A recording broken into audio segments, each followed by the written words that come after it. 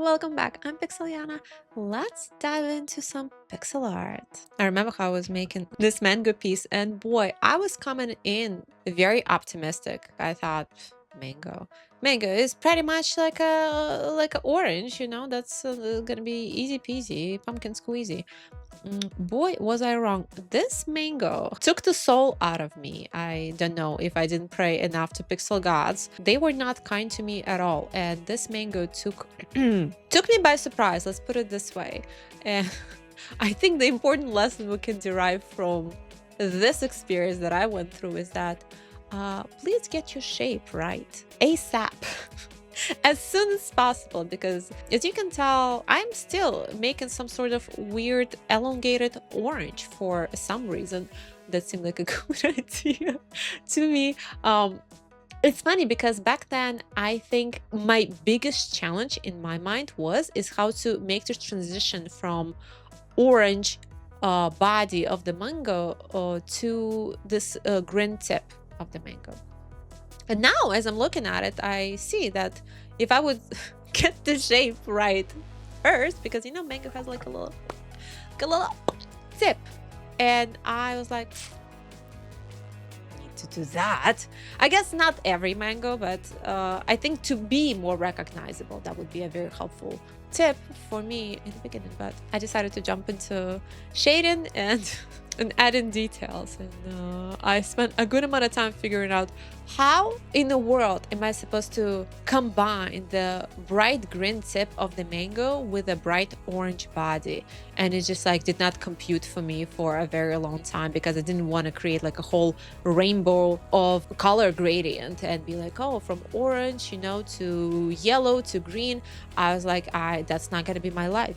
It's not gonna be my life. And guess what, it became it became my life in a way, unintentionally. But you see, once I got the shape a little bit more, instantly recognizable, because again, we're working with 32 by 32. I was like, okay, we done. We have to set the jokes aside and just try to actually get it done. And I think once I committed to a more distinguished shape of the mango, I was like, okay, I just have to simplify it for myself, add just a tiny little green tip in the end, and that's it. And yeah, I did not expect it to be as hard as it actually was. It was it was a big challenge.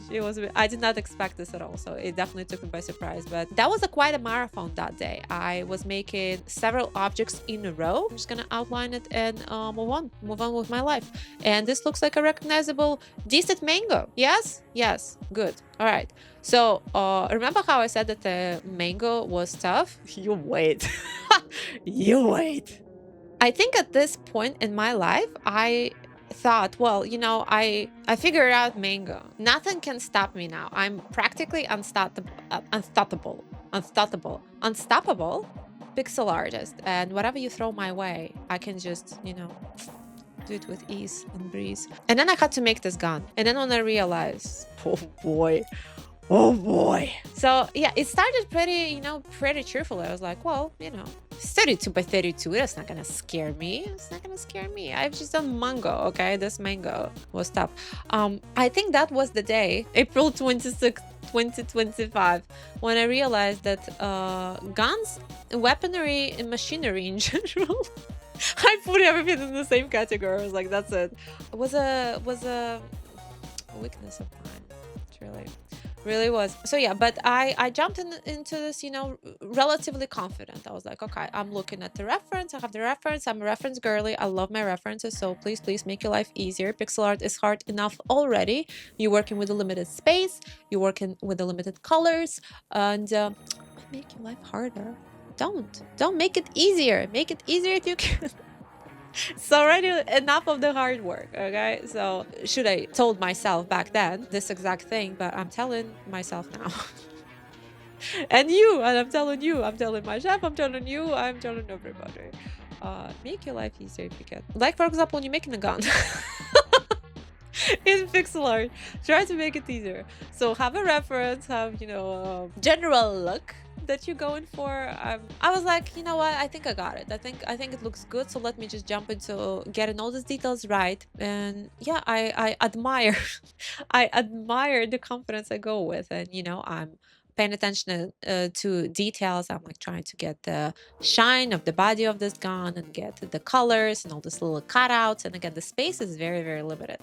And the handle of this gun, I remember, was very, very dark. It's so funny. It was like over a year ago, and I remember how I felt when I was working on it. I literally remember. It's crazy. Feels like it was yesterday. So yeah, I was like, yeah, no, I think it was great. And again, all of these items were made during the live stream on my Twitch. So you know, come check out my Twitch.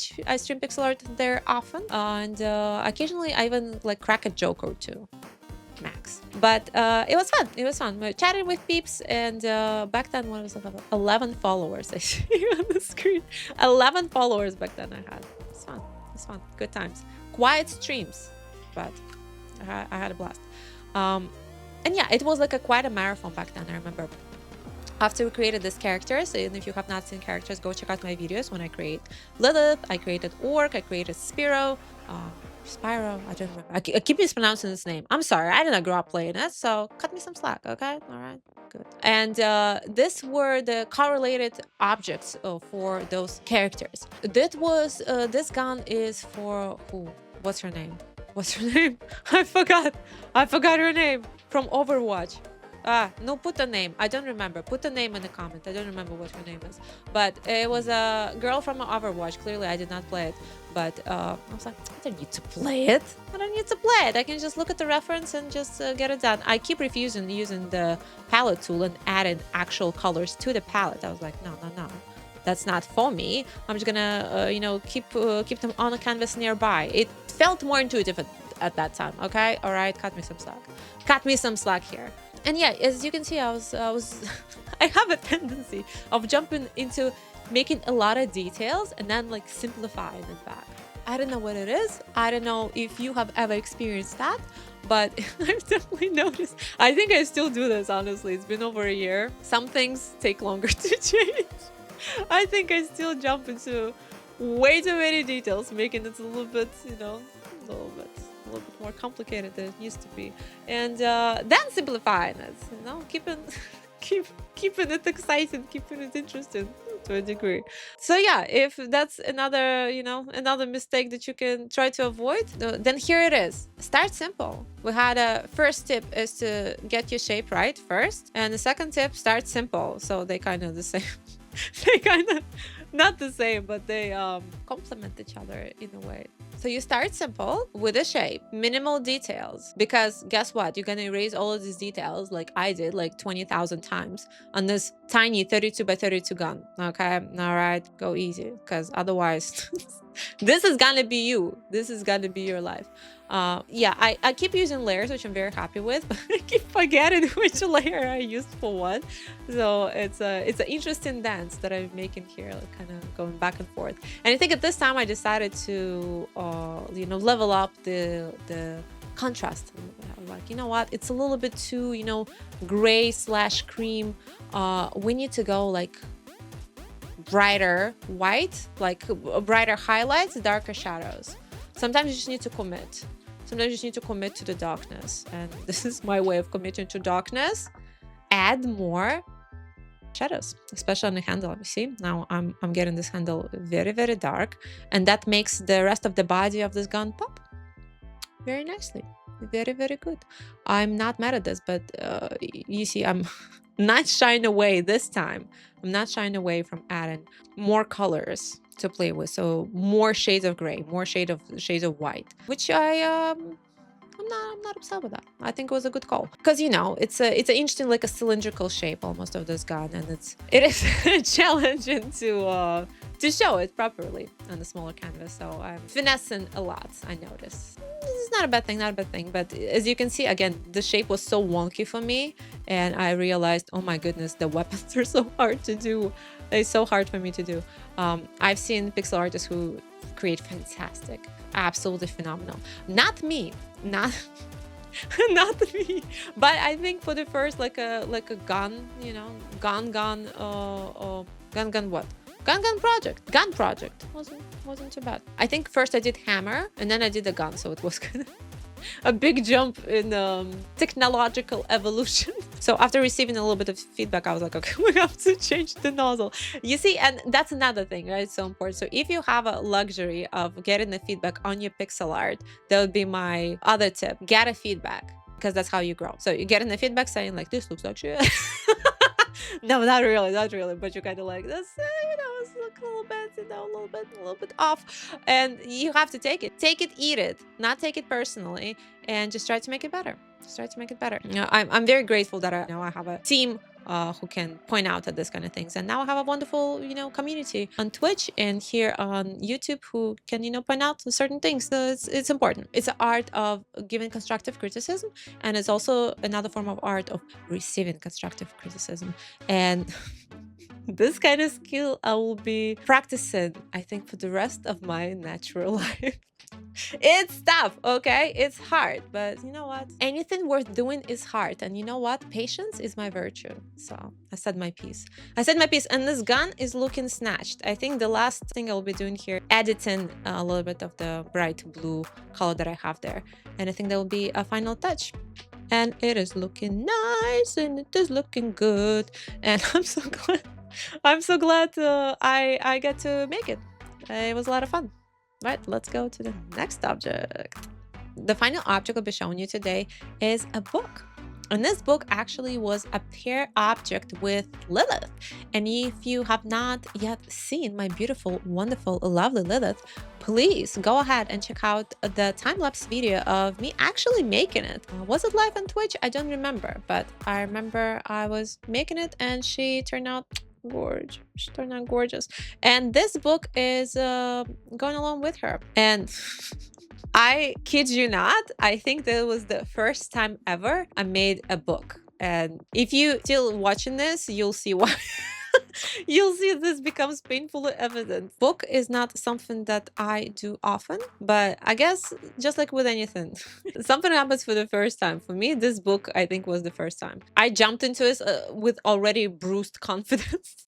After that mango, after that gun, I jumped in here with cautious because I was like, well, I thought mango was gonna be easy. I thought gun gonna be a joke. I can't trust my senses anymore. So I was like, okay, I have to just jump right into it. There's a saying in my native language goes as "Волков боятся в лес не ходить," which means if you're scared of the wolves, don't go to the forest. You let me know in the comments what do you think that means. To me, that meant, you know what, it's so scary to jump and make this book now. So I just have to do it. That's the part of the deal. I signed up for it. It's what I wanted. And here I am making it. You'll see later that I changed my approach completely, entirely. I don't quite remember why that was the case. I think it was mostly because in this position book looked a little bit too small, and I wanted to show a little bit more details of, you know, like a dark magic book, because, you know, Lilith from Diablo. Yes. Yeah. So what book would she use? I actually don't remember if in the story there was any books. I think all the knowledge Lilith just had right there. But I decided to, you know, bestow a book of knowledge, a book of power to her. So go check it out. And if you enjoyed this video so far, you can give it a like and subscribe here on YouTube. Go ahead, press that button. Okay, good, thank you. As you can see, approach completely changed.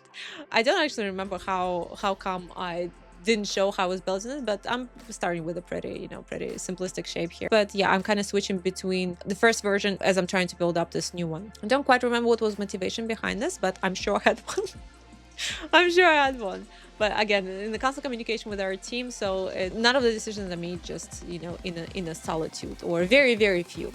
But as an artist, there's a ton of micro decisions that you get to make when you're working on, you know, anything, pretty much anything. So I have a lot of artistic freedom when I work on this object, but you know, certain things we have to make sure that everyone's goals are aligned, and we, you know, work as a team, which is, you know, another skill for me to master for the rest of my life.